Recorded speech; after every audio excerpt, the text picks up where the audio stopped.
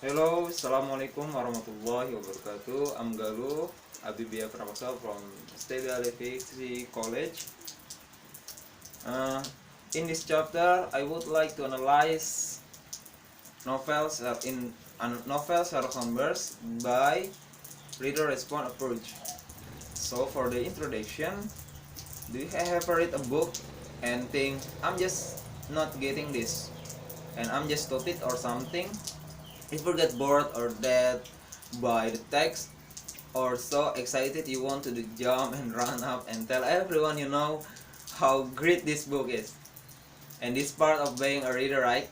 So text move you or they don't move you. They confuse you or they clarify things of you. Character in novel might remind you of real people in your life. Description is a poem may make you remember about your childhood incident. Heck, a book can even change your life. Reading is a totally personal experience after all. So, well, that's the whole point of a reader response theory. And this theory allows to take your own personal feeling and your own perspective into account when you analyze a literary work. So, according to reader response theories, it is significant that a certain character reminds you of death or certain passage recall something from your childhood. Response theory, it is not just about understanding a text better, it's also about understanding yourself better. So, why should theories care? The reader response theory helps that front now create new criticism from this privileged position by drawing attention to the reader. They also help pave the way for a lot of other literary schools for follow in 1, 9, 20, and 1980, like procedurism and neo-historicism. The aims of both these schools were closely affiliated with the focus on reading and subjectively that the reader response theories first called attention to. I want to write how reader response in novel Sherlock Holmes related to reader response theory. So we move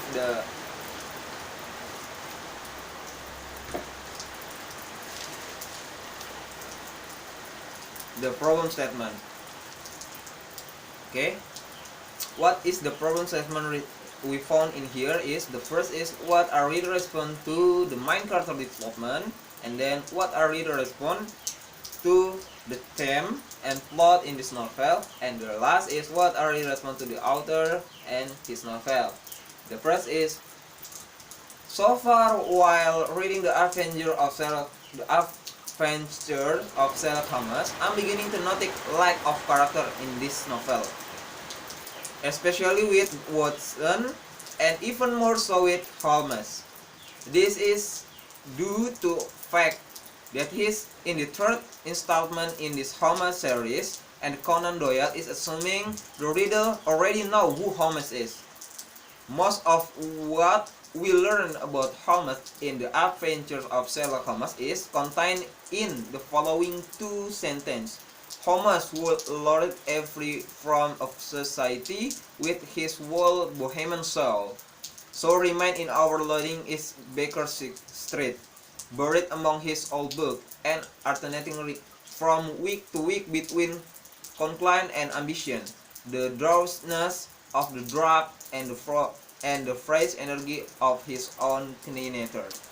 So Watson on the other hand, he a medical practice.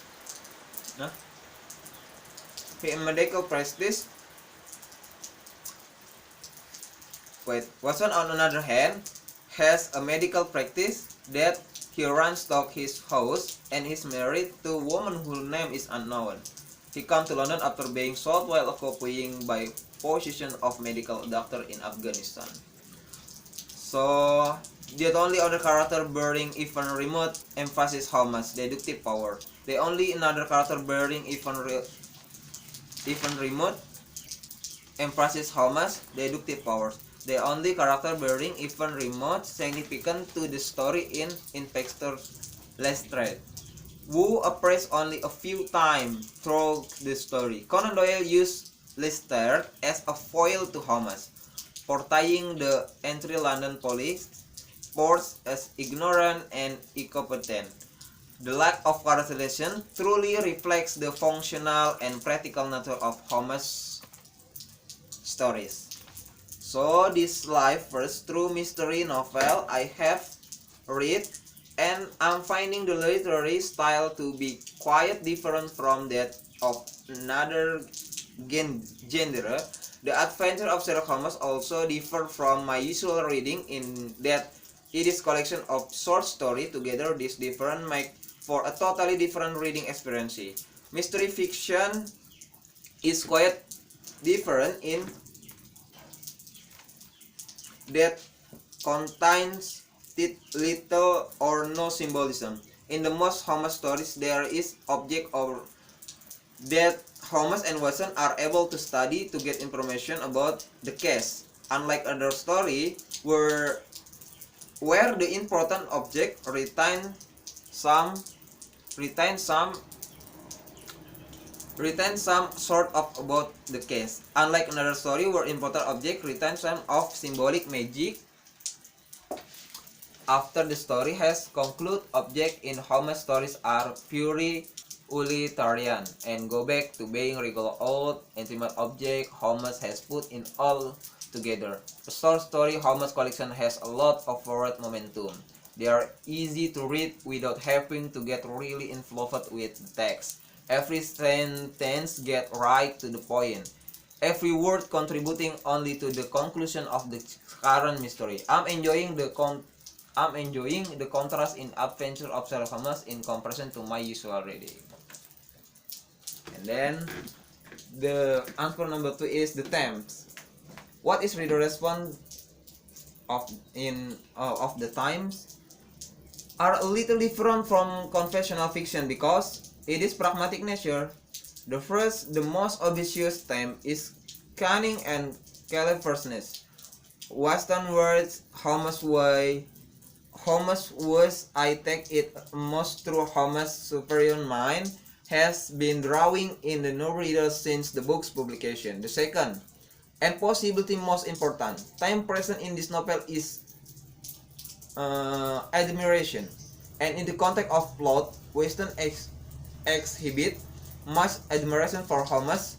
More important trope is admiration and trust the reader gains for Holmes. Inspector Lestrade regularly tries to belittle and dismiss Holmes' detective work, but confident in Holmes' ability, never doubting for a second, and current case will be left unsolved. The reader develops a sort of respectful awe from Holmes' talent. This is perhaps why the book has support such as large fan base for so many years. And then the final problem is one unworldly and the greatest detective in fiction, author Conan Doyle. The author was desperate to rid himself of Holmes' chronology, saying, "I must save my mind for better things, even if it means I must bury my pocketbook." With him, Conan Doyle felt that his more serious works were of more important than the Holmes stories. During the final problem, Holmes met his end in a brutal struggle with his most notorious adversary, Professor Monetary. While we hear much about how Monetary is Holmes' intellectual equivalent and is the mastermind of crime, we never get specified example of Monetary of criminal powers. It would have been more satisfied with Holmes. And then the mimesis of Conan Doyle is taken the time to introduce Monetary with spare stories showing how Monetary had outsmarted, making it easier to grab Holmes' death. I prefer to imagine that Holmes liked to see Professor Monetary exhibit his criminal mystery first, and so that I could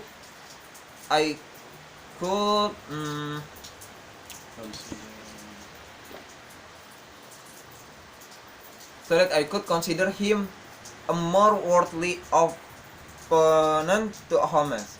This would have made it seem like Holmes died more valiantly.